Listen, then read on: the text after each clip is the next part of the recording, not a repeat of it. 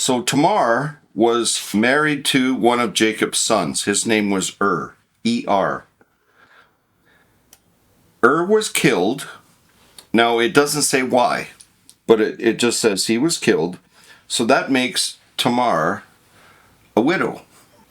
So Jacob says to his other son, now you go into her and give us a son of the same lineage, right? Well, he went in and then he pretended, but he didn't give her seed. Okay? So now she's without child. Because of the son's actions, that's deception, right? So what Jacob said to her is, go back to your parents' home and wait till this other son is old enough to marry you, right? So she goes home. Of course, she's always listening about the family, right? Because she was married to the family. Now they're treating her like an outsider. So she hears the rumor that Jacob is traveling to another town to do some sheep shearing. And so that's when she went and sat in the gate. Now, it's interesting to me because it doesn't tell us that she disguised herself as a harlot. She just sat in the gate. Jacob was the one that thought, oh, she's a harlot because she's wearing a veil. So then he was the one that proposed to her to play the harlot. After he was done, she said, oh, when are you going to pay me? He said, well, I'll have servants bring you some animals tomorrow to pay you. And so she said, well, I want proof. And so she had 3 things from him. She had a staff, a signet ring, and bracelets that all identified him. So it was months that went by. So one of the servants then told on Tamar, says, she's played the harlot, she's pregnant. And that's when Jacob lost his cool. He was going to punish her. But then she came out and she had these three things that everybody knew. The signet ring, the bracelets, and the staff. She was pregnant and she had 2 sons.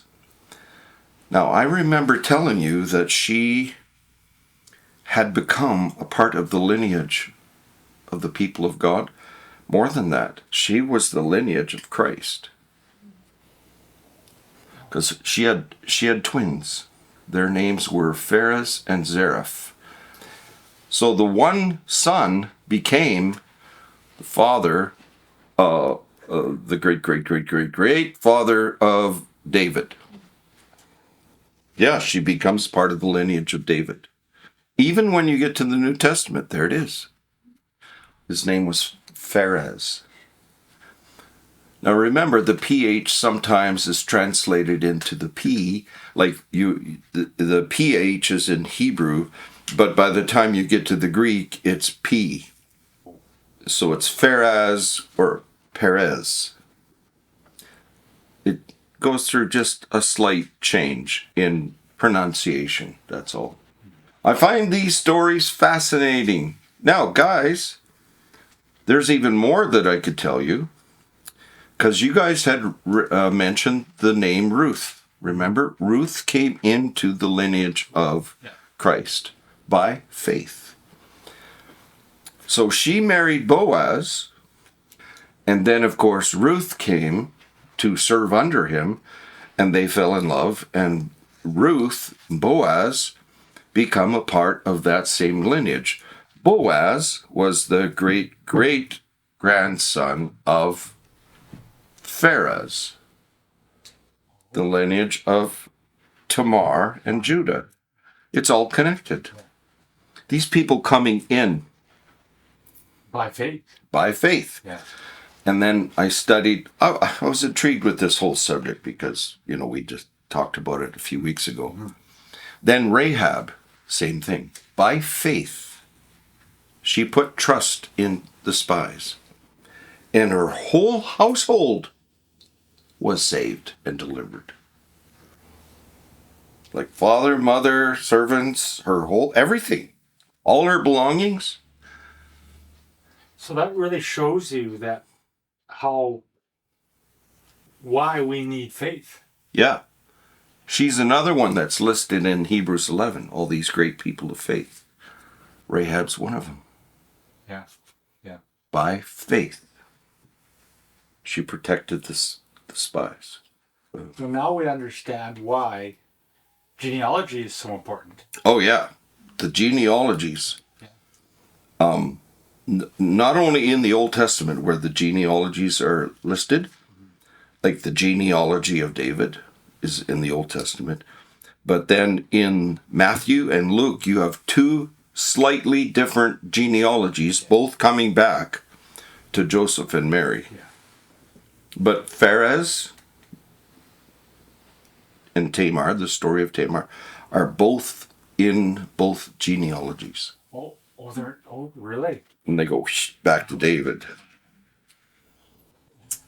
And not only did she have the faith to, this was faith. Like people would, the Baptists would have a hard time with this one because by harlotry, she was brought back into the family blessing instead of being sent home.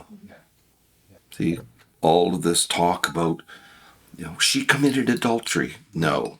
Even Jesus knew that, standing before the Pharisees. Sure did. When he said to them, harlots and publicans will enter heaven before you, it's because it was already true.